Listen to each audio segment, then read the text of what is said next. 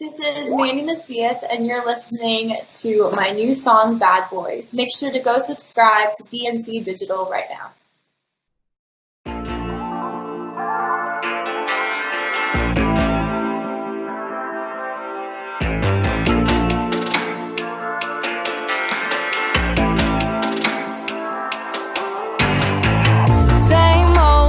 Situations, yeah, I heard about his bad reputation.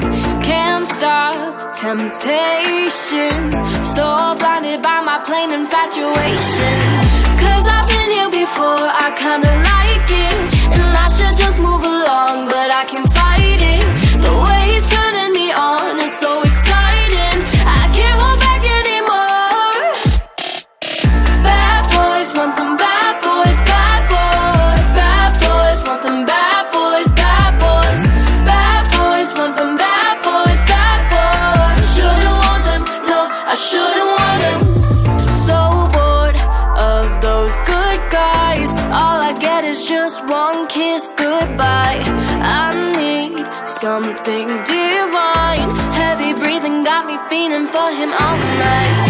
Cause I've been here before, I kinda like it, and I should just move along, but I can't fight it. The way he's turning me on is so exciting, I can't hold back anymore. Bad boys want them bad boys, bad boys. Bad boys want them bad boys, bad boys. Bad boys want them bad boys, bad boys. Shouldn't want them, no, I shouldn't want them. Wearing leather, driving fast, love them bad boys. Feel the danger, feel the passion, bad boys. And any minute we could crash, those bad boys. You know I love it. Bad boys want them bad boys, bad boys. Bad boys want them bad boys, bad boys. Bad boys want them bad boys, bad boys. Shouldn't want them, no, I shouldn't want it. Bad boys want them bad boys, bad boys. Bad boys want them bad boys, bad boys. Bad boys want them bad boys, bad boys. I shouldn't want them, no, I shouldn't want him.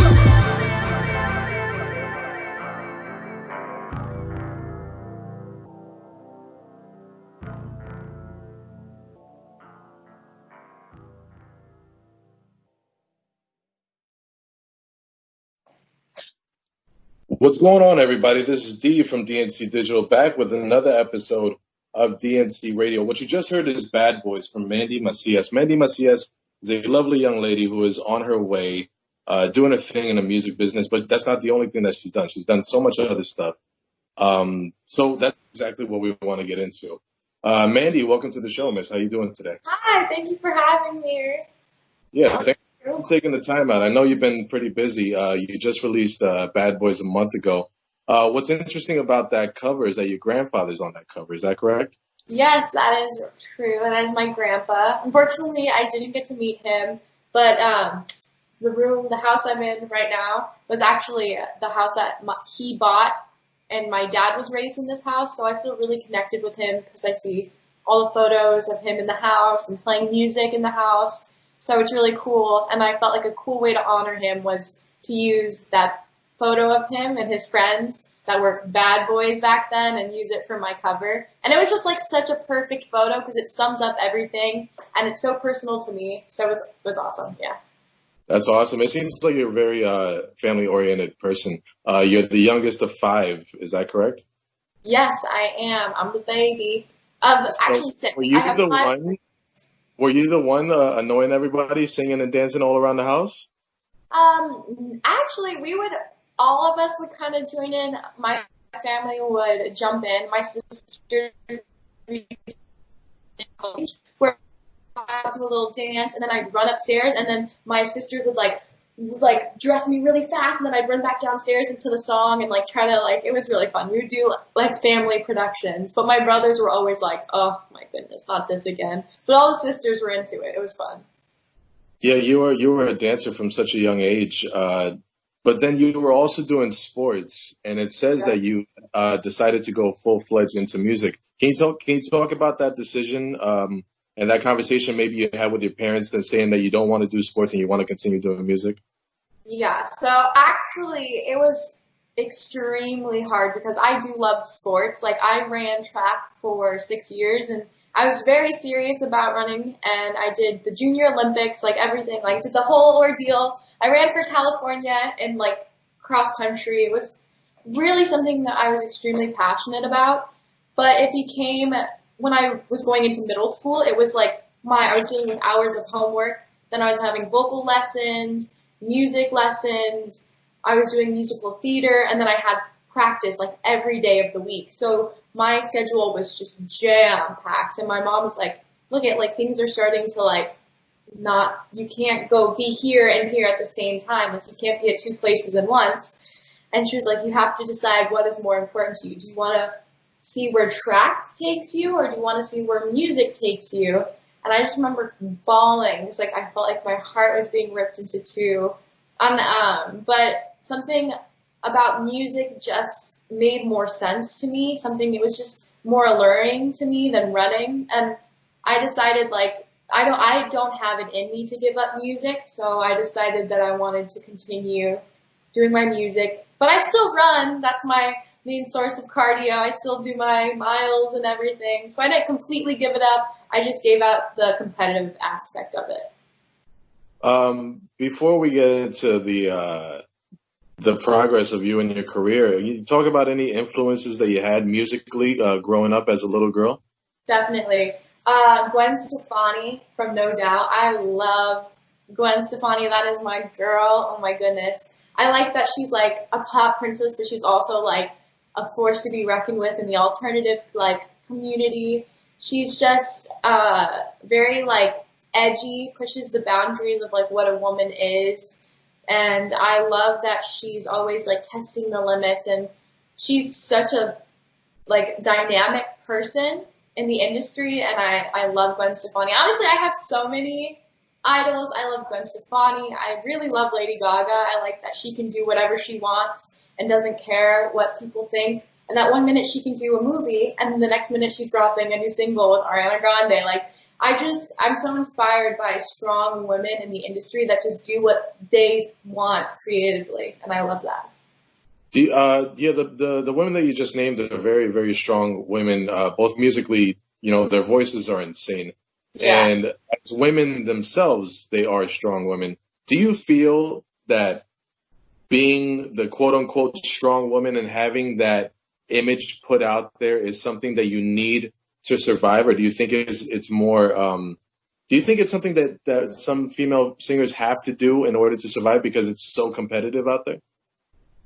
Good question. Honestly, I think the label strong woman is like, it's such a broad term because there's strength in so many different ways so like a lot of people think, oh, well, she's crying, like she's emotionally weak. Like that's not true. Like I think it's very important for you to be in touch with your emotions in this industry. And I feel like sometimes strength is overlooked, you know, like men, I don't want to say men, but a lot of people get nervous when like people are crying or are super emotional, but sometimes there's strength in that. So I think you don't need to be strong in that sense. Like you don't have to care about what other people say. You don't have to, like, you don't need that type of strength. For instance, Billie Eilish, she's very affected by how people view her, but you see the results in her music. It's very emotional. It's very in touch with herself, and people love that. So I think you don't need the so-called strength, but you do need to like be able to stand your ground and not let people walk over you and treat you badly, if that makes sense. No, definitely. Yeah, I think there's a lot of strength and bravery and vulnerability. Yeah, exactly. And so it says that you started writing songs at 8 years old, and just looking back, like an 8-year-old little girl writing songs is something so crazy in itself. Can you talk about Old Pal that you wrote for your grandmother? Wow, I haven't heard that in forever. Oh my goodness. I do my research, young lady. Yes, you did a thorough research. So Old Pal I wrote when my nana passed away, and it was like my first real song. I sat down, I carefully thought of every word I wanted to put into it. And it's probably my most descriptive song. It's not like my more pop songs where it's like you, like, you know, like it's about a love, it's like a love song, so it's not like super detailed, but this was like extremely detailed, from like the fact that she had like an orange tree in her backyard and the way that she smelled and just like everything about her. The song was so detailed, and it's just honestly, it's really crazy to think that was my first song because it's something that makes me still extremely emotional. But I feel it's crazy to see how your style changes, because that song is completely different from the music I'm making now. But I think that's amazing because I'm growing as a person and my art is growing with me. So it's just inspiring to myself, you know? What was your family's response to that song? Brought a lot of tears. It was definitely a tearjerker, but I ended up recording it and putting it on a disc, and I gave it to my grandpa, and he just sat there, and I'll never forget the look on his face. He was so happy, but you could also see like the sadness because the song really brought her to you. It really felt like she was there, and he loved her so much. That was his wife for like 72 years. Like they were together for a very long time since they were young, like high school lovers, you know? And you could just tell like that song was her, and he loved it, but it also broke his heart, and I just never will forget his face. It was awful. It was sad, but it made me really happy, but it was awful. It was a mix of a bunch of emotions. That was probably one of the most beautiful moments that you can remember. I mean, I feel like Hispanic people, like grandmothers, play such a big part in our lives.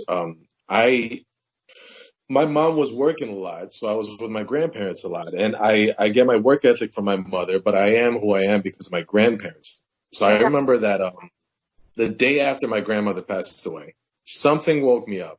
I don't know what it is. I'm going to call it some type of out of this world energy woke me up. I used to always fall asleep with the TV on, and Smile by Uncle Cracker was playing. The music video was playing. And it could have been any song. It could have been any song. But whatever song I would have seen, I would have probably associated with the death of my grandmother. So now whenever I hear that song, I can't help but think about her. And especially, her name was Rosa. And in the second verse, he goes, even when you're gone, somehow you come along just like a flower poking through the sidewalk crack. And it's like some type of, I don't know. It's just out of this world energy that I'll never be able to describe. And, so besides that, some happened in middle school. You attended a hip hop class, dance class with a famous choreographer. And from what I read, it was your turning point in your career. Can you talk about that?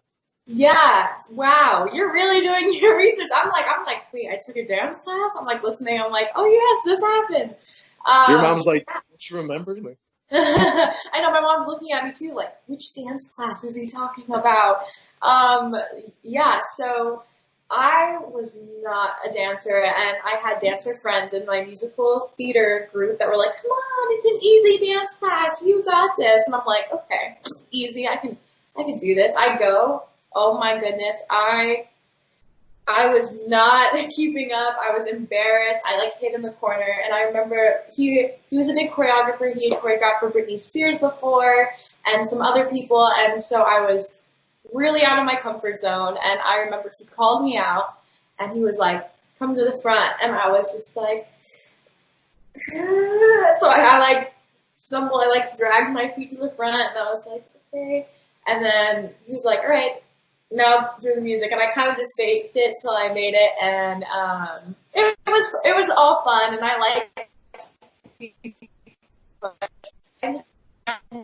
I don't know if you remember me, but I was in your dance class. It was my first time ever taking a professional dance class, and I really enjoyed your choreo. Do you think you'd maybe work with me? And he responded, and he was like, hey, I remember you, yeah. And then he was like, I'd love to meet up and have coffee. And we had coffee, and he ended up working with me for 4 years, just working with me on my dance skills and getting more comfortable on stage. And it really just pushed me as an artist to be a front man instead of like being so shy and uncomfortable. And I feel like it really brought me out of my shell and out of my comfort zone. So when you think about when you read a book about somebody famous or somebody successful, there's always these checkpoints. I feel like they spend more time on one event in their life or one thing that happened to them or one accomplishment or accolade. When you go back, I know you're so young. You're just like you're 17 or 18 years old, and I still can't believe it. Congratulations on your success, by the way. But when you look back on your short but fast career, can you think about any moments that you're just like, holy crap, I'll never forget this, or I may have just made it, right now? Okay, I've had a couple. Okay, I've had a couple of those moments where it's kind of just surreal, and you kind of just have to sit back, like, holy moly, I'm doing what I've always wanted to do. But I think one of the biggest moments where I've had that, like, oh my goodness moment was when I got to perform at the Whiskey A Go Go, and so many icons have just performed there in general. So being able to like be in the backstage in my own little dressing room and getting prepared to go on the stage and having a sold out show, it was just so surreal. Like I was fangirling in the backstage. I was like, holy crew, and all these big bands were here. I'm like, oh my goodness. Like I was just like so in awe, and especially because my dad loves rock and roll, so many rock and rollers had been in that room, and I brought my dad in with his little wristband. I was like, Dad, we're in the room. Like, how many naughty stuff has probably happened in here? Just like, the rock and roll life. We were just like fangirling. And I went on stage, and then the audience knew my songs, and they were singing it back to me. And I was just like it was so surreal, and it was like, wow, I just want to do this forever. And it was probably the most exciting moment of my career, but it was definitely super fun. That's awesome. When you talk about your mom and dad, and I know you may have decided to, keep them away from the public eye and everything, but can you talk about them? Can you talk about their support system and how they feel seeing their little girl on stage? Definitely. So my mom is my everything. She's my momager, and I know that gets a lot of like, oh, momagers or like. But no, she seriously keeps me she's on my butt in the best way possible. She keeps me focused, and she reminds me why I'm doing this, and she keeps me humbled and grounded, because whenever I start to get, I don't want to say I'm not an arrogant person. I'm actually more shy when it comes to these things. But like when I'm like getting like snarky, with her, she'll pop that bubble real fast, and then I'm like, you're right, sorry. But she's literally my rock, and my parents do everything to support my dreams. I'm just so grateful for that. And my dad, he's a little bit more critical, and I'm surprised because he's the softie. He's the one that cries every time I sing. My mom, you would think my mom's more critical, but no, she loves everything I do. But my dad would be like, well, I know about this one. I'm like, and I get super emotional about that. I'm like, Dad, what do you mean you don't like my song? He's like, no, I didn't say that. It's different from your last one. And then he'll start liking it, and then I'll perform it, and he'll start crying and he'll like tell all his friends, oh, it's my daughter, and he's like crying, and I'm like, oh, now you like the song, Dad. But when I played it for you when I first wrote it, you didn't like it. So they're great, and I love them so much, and I'm honestly blessed that they support me so much. You had this dream since a little girl, and I applaud you just to stick with it. I mean, not even if you weren't successful, like just the mere fact that you stuck with it is something that's admirable in itself. Like me, I wanted to be an author when I was a kid, and then I wanted to be an actor, then a stand-up comedian. I did some stuff, and now I end up, doing podcasts and stuff, which is cool, and I'm really happy where I am right now. But can you talk about like a kid's dream? What drove you to stay in that dream and keep on chasing it, no matter the obstacles? Definitely. So actually, when I first started, everyone in my family did sports. So, I thought I'm going to be a runner. I'm going to go to college and run. I wanted to go to UCLA to run for their track team. Like, that was my goal. But something happened when I started getting vocal lessons. I just like, it was like a deeper love. I had never like felt so happy doing something that it was strange. But, you know, my parents were like, oh, this is just a phase. Like, she wants to be a singer. We all knew this time would come. And so my parents kind of just, you know, like the first year, I was like, you know, 6. They were like, she wants to be a singer. It's like a phase. But something inside of me just kept saying, like, this is, like, it's, I don't know how to explain it. It's not saying anything. It's just this feeling I get when I'm on stage or when I'm singing or when I'm creating. It's just, like, pure, like, happiness and just I just want to create all the time and I never want to stop. And it's just super exciting. It's like a roller coaster that's never ending, that doesn't have too big of drops. And it's just like the most perfect roller coaster ride you've ever been on.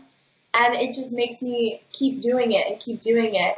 And it's something that I enjoy for myself. So it just makes me never want to stop, if that makes sense. Yeah, definitely. In 2017, you know what? Before we get to that, you are a singer-songwriter, and Yeah. that's a whole world that I want to touch on a little later in this interview. But there's something about, you know, when you're doing songwriting, I feel like through the difficulty, it is easy because you're letting go of your emotions and you're getting your thoughts out on this piece of paper, and you're turning it into music. Is it harder to do covers because it's so familiar with listeners? Is it harder than writing your own song to do a cover? That's, so it depends. Sometimes if you're singing a cover of somebody else's song, you compare your voice to the singers. But the thing is, you have to understand what your voice brings and who you are as an artist, and understand that you're not going to sound like Demi Lovato. You're not going to sound like Christina Aguilera or whoever you're singing. You're not going to sound like Beyonce. Like, it's going to be different.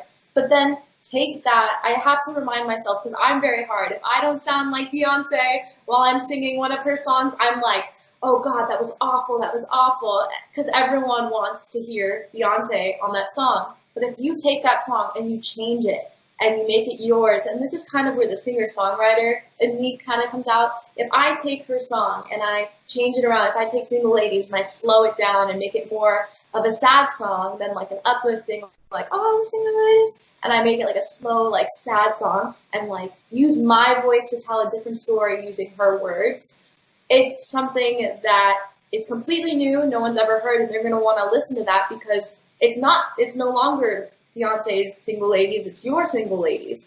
So I feel like with every cover I do, I want to bring something that's unique, that's uniquely me to the song. And I don't always do that. Sometimes I just have fun singing it the way it is. Like, I just did the Adore You, and I was just having fun, just playing the piano and singing it. But when I really want to dive into a cover, I try to find what part of the song identifies with myself and then just latch on. You know what the coolest part about listening to covers is sometimes you're so familiar with it and you're used to listening to a certain way, mm-hmm. and they might change the arrangement, like in the cover or in the chorus. That one little note would just change, and it kind of makes you like look up, like, oh, that was cool. Yeah. Now I'm dabbling in songwriting myself. The hardest part for me is not the lyric writing; it's more coming up with the arrangement. Because my buddy is a singer, and I'm writing with him, and he's like, "What do you hear in your head?" I was like, "Well, that's too hard. I know what to say, but I'm not sure what to hear." Do you like to switch up the covers sometimes, or the arrangements in the covers, or do you like to keep it true to form? I have fun both ways. I like to keep it depends on how I feel with the song. Like, if there's this one melody in the song, like, that it was originally written in, it's just so beautiful and it makes me feel like super emotional. I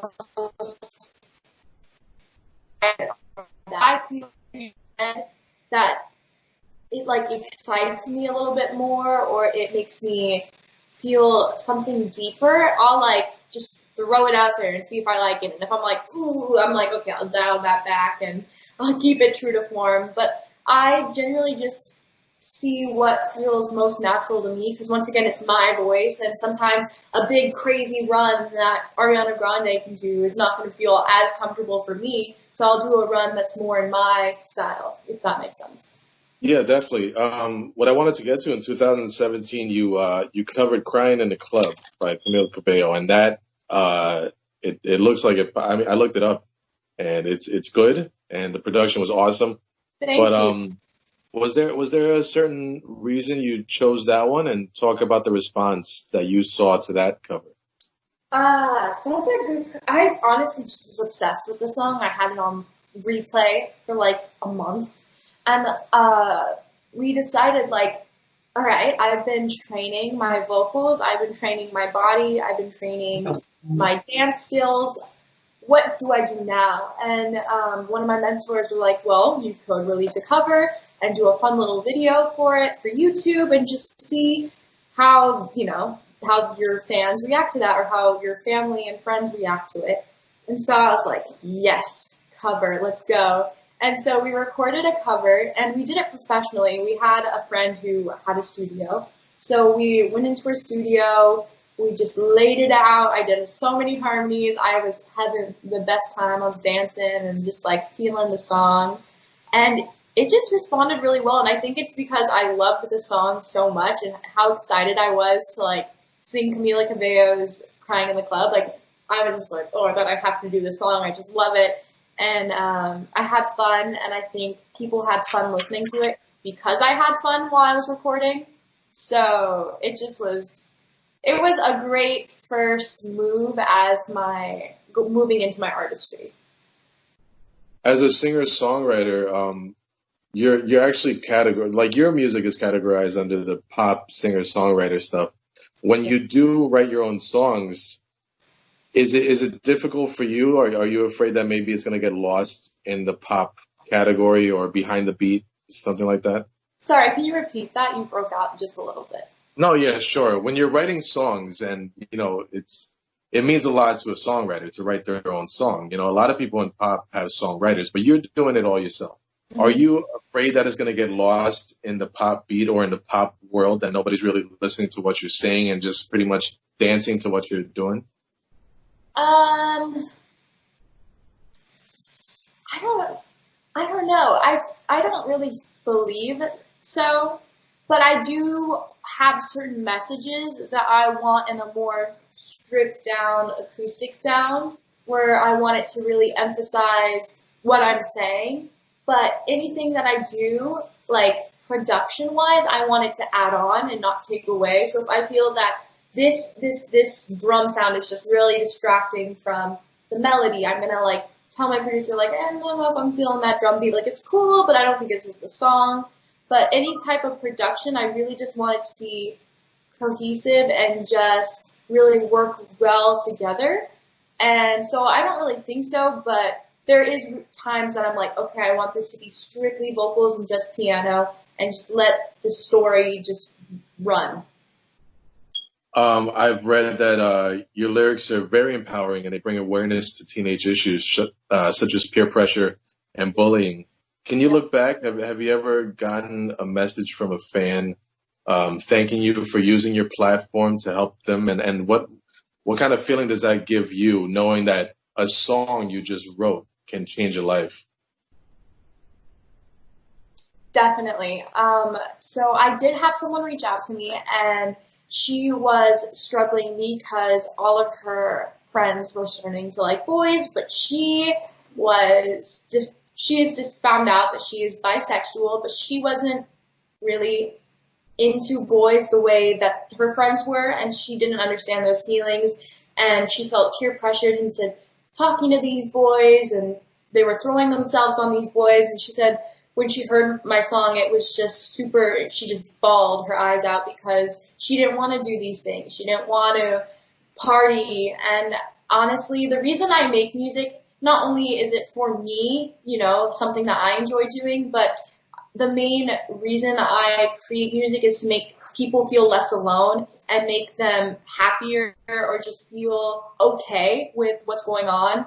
And it makes me really happy that my message is being heard and that it's helping someone. And I'm just glad that she didn't feel alone in that time of change, especially from like middle school to high school. It's such a big jump. And I think it's okay to be, you know, young, or it's okay to be where you are, or it's okay to like boys and be there, you know? So I really want everyone to know that they're not alone in any situation and that someone before them has been in that situation. So I write on the situations I was in, and I'm glad that she felt okay at the end of the day. That's awesome. And you're not only helping people with your music and the message that you're putting out through it, but you're also involved with charities, including one that helps people with leukemia and lymphoma. Can you talk about the decision to partner up with them and why that's important to you?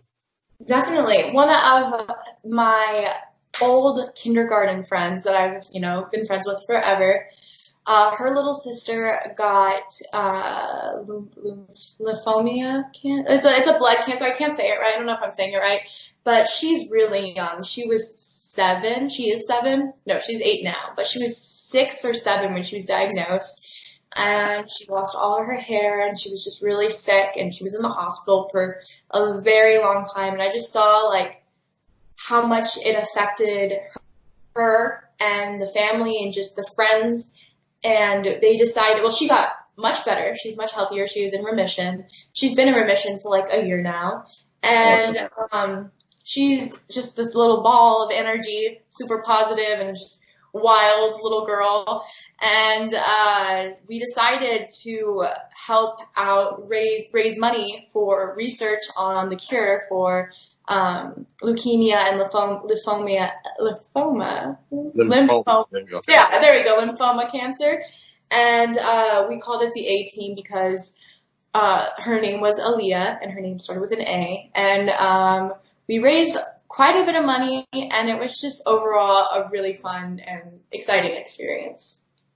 That's awesome. Going back to the single that we just played in the beginning of the interview, what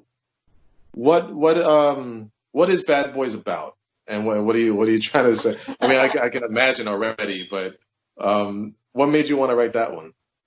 I think there's something exciting about having a crush on a guy that you shouldn't have a crush on. And you're shaking your head, and I know. But I think it's it's slightly a warning. If you listen to the lyrics, I say that it's the same old situation. I've been here before. I know what's going to happen. So why do I keep wanting the bad boy? So that's kind of like the idea behind the song. But there's also that little sexual tension, because it's true. It's the reality of it. Like, there's always that one boy where your mom's like, no, you shouldn't like him. He's bad news. But you're just like, oh, but like, have you seen his face though? And that's kind of what the song is about. But it's also secretly a warning if you listen closely. It's too bad that it's a secret and not more out there. Yeah. I have an 11-year-old daughter, and you're scaring me. Like in 4 or 5 years. No. The good news is girls never end up with the bad boys. Maybe for like a month or so. But my boyfriend, he is the sweetest, kindest, most gentleman type. And, you know, he's a complete opposite from a bad boy, which is so funny because his friends are like, oh, so you're a bad boy. And he's like, yeah, that's me. And I'm like, no, it's not. That is not you. But it's funny. You can always count on your lady to drop you down a couple notches in front of your boys. No, he's a good guy. You know. I'm glad that he's good. I'm glad. Speaking as a father, I'm very glad that you have a good kid, a nice gentleman to be taking care of you. One thing though, it's funny that it segues into this. So he's nice to you, but tell me who Silver is. Silver. Whoa. Silver is my alter ego. She's the feisty one. I say that Mandi is the awkward teenage girl who's giggly and blushes a lot, because that is me. And Silver, and she's just a bad girl. You know, like, she just gets it. She's very feisty. And it's funny because, like, sometimes, like, Bad Boys was not written by Mandi. It was definitely written by Silver. And then I have Young Girl that was completely written by Mandi, and Silver was so far away from that song. And it's just super funny because I always joke to my mom, like, I have two different personalities. And so we called her Silver because she is fierce. And she's just, yeah, that's my alter ego. You got me. When did you discover Silver?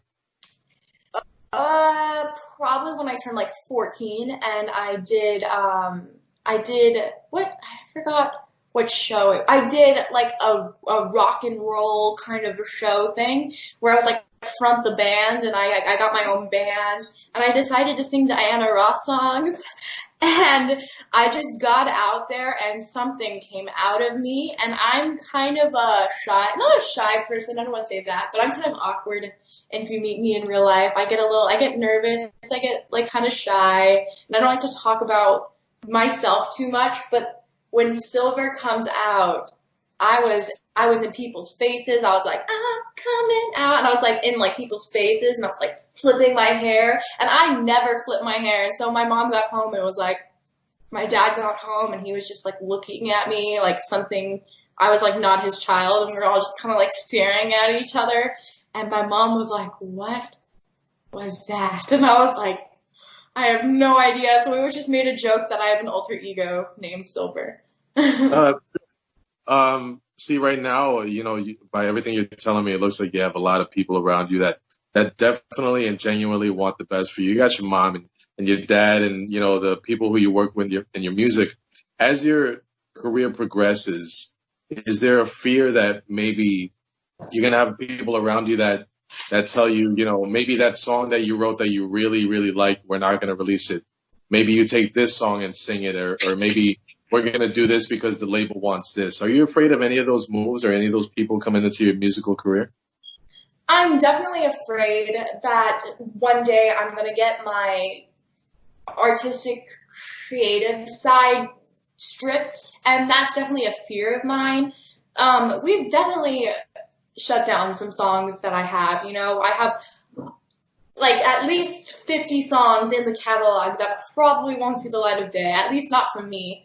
And it's hard because, yes, you do get emotionally attached to every song, but at the end of the day, I also do understand that some songs won't match my image, and that some songs aren't images I want to put out personally, or just overall who I want to be portrayed as isn't going to match every single song I write or every single emotion I feel. So it's definitely this weird idea that you are a product and you are selling yourself because you aren't Mandi, the teenage girl, you're Mandi Macias, an artist. So it's definitely a balance where I'm scared I'll like lose it completely, but overall, my team is super supportive of me creating, and I've never really been like shut down meanly or any way. And most of the time, my team and I agree because I do understand like what I want to be seen as and what I want others to understand from my music. So it's always been kind of a win-win situation. But I have been told no before, and it was hard, a little heartbreaking, but it was good. It's all good at the end of the day. Well, that's good that you're standing up for yourself in your music. Earlier, when you talk about your influence, you talked about Gwen Stefani and Lady Gaga. But I got two names written down here from the notes that I've taken, and I want you to tell me about them and what they mean to you. I got Harry Styles and Taylor Swift. Ooh, yes, two of my favorites. Harry Styles. I sang his song today. I think he's very versatile because, he started as a boy band, and a lot of people, when they start in boy bands, are stuck in that bubble. They're stuck in this pop bubble. Oh, they're just a little teeny bopper kind of a thing. But he has just grown tremendously as his art has grown with him, as he's grown and matured. He's releasing more matured kind of like rock pop songs, and I love that. His genre is just brilliant. He's brilliant. He writes so well, and a lot of people don't know this, but Harry Styles is a songwriter. He writes a lot of other artists' songs. He writes a lot of Ariana Grande's songs. He writes for just so many artists, and like that in itself is just, it's like, wow, like you are really a musician. Like I fangirl about him all the time. Plus, he has an accent, dimples, and green eyes, so that doesn't help either. So he was, Now, yeah. what about Taylor Swift? Taylor Swift is a force to be reckoned with, and I love her so much. I don't know if you've seen her documentary on Netflix, but it's Oh, called oh, New Americana, yeah. And man, I just really identify with her because I started at such a young age, and you do come in contact with a lot of older men who you don't feel when you're young, and an older man is telling you, "Oh, well, this is what people want." You're kind of like, okay, like it's just I don't know how to explain it. It's like an authority, and she talks about how she overcame it, and just she's 30 and she is kicking ass, and she's going on stadium tours nonstop. She releases whatever she wants at this point. Like there's nothing Taylor Swift can't do, and I just love it. And I love that she's so in touch with her emotions and can write any song at the drop of a dime. And I'm really inspired by her completely. so either one of those artists, would you rather do some big successful pop song, or would you rather do like a quiet singer-songwriter type of song with them? I feel like a quiet singer-songwriter song could be a big pop song. I don't feel like all successful pop songs are like the EDM-y type, like bubblegum idea that people think it is, because Billie Eilish is completely singer-songwriter kind of, but then she has those little pop aspects with the catchy hook and like some cool sound that's unique, and it just blows up. And I would say Billie Eilish is singer-songwriter pop, and I feel like I'm going to release such a variety of sounds in my life that either or, if I love it, then I'm happy with whatever success it gets. Can you talk about what's been the hardest part throughout this entire process? Yes. The hardest part would just be comparing myself to other people and other artists. I think I think social media in general is just really hard to be mentally healthy on, because you only see the good parts of people's life, so you see, oh, all their success, all of this, but you don't understand there's like a struggle behind it. And also social media can be kind of deceiving. It makes you feel like you have to have this amount of success by this certain time, or else you aren't going to be successful. And so I think something that's been the hardest part for me is to look at other artists around my age and seeing where they're at and making me feel lesser than I am. And I don't like doing that, because my own success is my own success and their success is their own success. And there's so much room in this industry that people don't understand, is that there's not like, oh, well, I'm a fan of his, so I can't be a fan of yours. There's so much room and love and so many spots for people to put songs on their playlist that it's really deceiving to think that the industry is small. So I have to like remind myself that it's okay to not be at this amount of followers yet. It's okay to not have this amount of streams yet. It's okay that I don't have a record label. It's okay that I don't have this and that. And I have to constantly remind myself that, but it's definitely the hardest part, because there are a lot of, young people who are successful, but they have their own journey and they have their own, success. And I have to remember that I'm on my own journey and I'm on my path and not theirs. Yeah, sometimes I need to remind myself because, I mean, you've been very nice and complimented me on the amount of research that I've done on you. And it's no different from every other interview that I do. And I work hard on this stuff. And, I see other YouTubers saying, we're going to see how many cups we can stack on top of each other. And they have like 3 million views. Exactly. And I'm over here like trying my hardest. And it almost seems like you need validation from people you don't even know. And sometimes you do need to stop yourself and realize you got a great support system. Everybody around you is telling you good stuff about your stuff. Exactly. And they're very encouraging. And one thing I did want to talk about, people might not know about you. You've been taking acting classes. Is that a different, is that a, I'm sorry?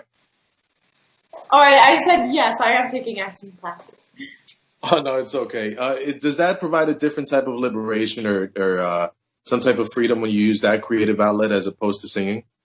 So I actually started originally acting because I wanted to emote better in my songs, but that I feel like singing and acting release the same kind of happiness in my brain, and I feel that when I started acting classes, I was just as excited to go to acting class as I was to go practice piano and guitar. So it became this own passion. And but I feel like they go really hand in hand because whenever I sing a song or I'm writing a song, I picture what is the music video going to look like? What am I going to be doing? And then that goes into my acting aspect, like what story can I tell through this song? And so overall, I love acting so much, and I'm definitely getting into it a lot more this year. My goal is to get an agent, and hopefully you'll see me on a show or a movie. I'm manifesting right now. But I love them both so much, and I feel like they work so well together, and they're just hand in hand. So it's great. That's awesome. I want to thank you for all your time. I really appreciate you. We're coming to the tail end of this interview here. So I'm going to just shoot out questions to you, and they require quick answers. So it's what you like to call the lightning round, I guess. Okay, I'm So ready. let's go. All right. Favorite cover that you've ever done? Crying in the Club. Well, yeah, of course, right? Your favorite vacation, was it Hawaii or China? China, for sure. China. Okay. Now I'm going to go through this book and I'm going to pick any. What brings out your silly side? My friends definitely bring out my silly side. What is your favorite sport? Volleyball. If I were to book you for a show, what do I have to put in your dressing room?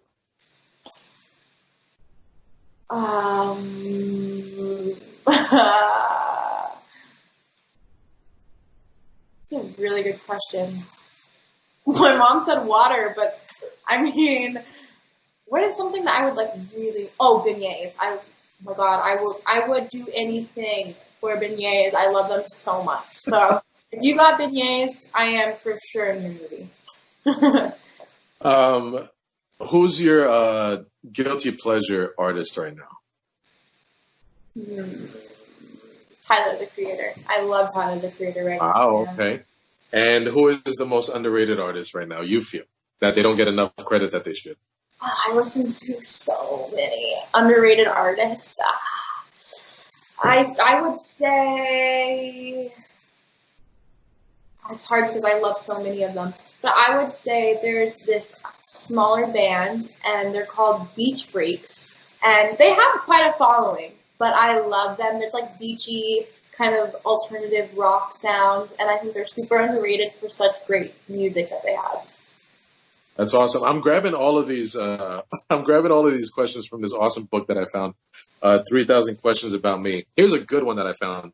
You're a lovely young lady, and you're in the music business. So, what is the worst pickup line you've ever heard?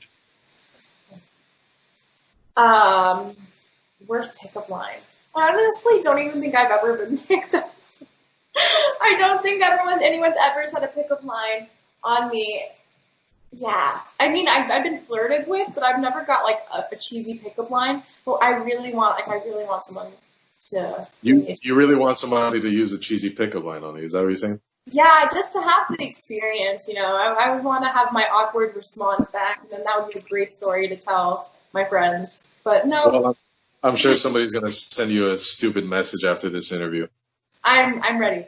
Bring it. I'm nice. just kidding. Where can they? Oh, you know what? I had this question earlier. It's kind of $1 million question. You're so young, and you have this brand that you already built. The singer-songwriter, empowering lyrics. Help kids with bullying and getting through their issues. What's it going to sound like in 5-10 years? Are you going to stay with this type of music, or do you think you'll adapt with a change of sound in pop music if it does happen? I think a key to longevity in this industry is having your core values always, but also understanding that you are changing as a person. So as you change, your art should change with you and match you at all times, because that gives you the longevity. If you grow, your artist and your fan base grows with you. And I think someone who is such a big person that does that a lot is someone who's done it. It's like Demi Lovato and Kesha. Kesha was releasing like bubblegum pop about like drugs and, you know, sex and all that wild stuff. And then she has released a song called Praying, saying that she's on her knees praying and that she struggles with addiction. And it's something that's so true and raw to her that it's just, not only does she have her fans from back in the old days, they love her even more because they've seen her grow and they understand her authenticity. And it's something that I foresee in my futures. I just always want to be open and raw, but I'll always have my core values, and, you know, I'll always enforce that with everything that I do. That's awesome. Yeah, that song "Pray," when it came out, I didn't even recognize her, and that song drove me to tears. Yeah. So where can they find you on social media, Miss Mandi? You can find me on Instagram at official Mandi Macias, and that's Mandi with an I, not a Y. And you can find my Snapchat on at Mandi Macias, and my YouTube is Mandi Macias. You also have a website, right? We need to get that one out. Yes. My website is mandimacias.com. Quite simple. Thank you so much for your time. I really appreciate it. I hope you enjoyed it. I had a great time. So fun. And I wish you the best of luck in your music career. And just make sure you send over an autographed poster so that I know that when you do get big, I'm like, hey, I interviewed that young lady. This is D for DNC Digital. You can follow me at DNC Digital on Instagram, Twitter, and DNC Digital on Facebook. Thank you guys so much for listening. Make sure you guys like, comment, subscribe. Check out Mandi's music. It's really cool. And it really is empowering, and it says a lot for this young lady. She's only 17 years old, and I can't wait to see what else she does. You guys take care of yourselves. Love and peace to everybody. I'm out.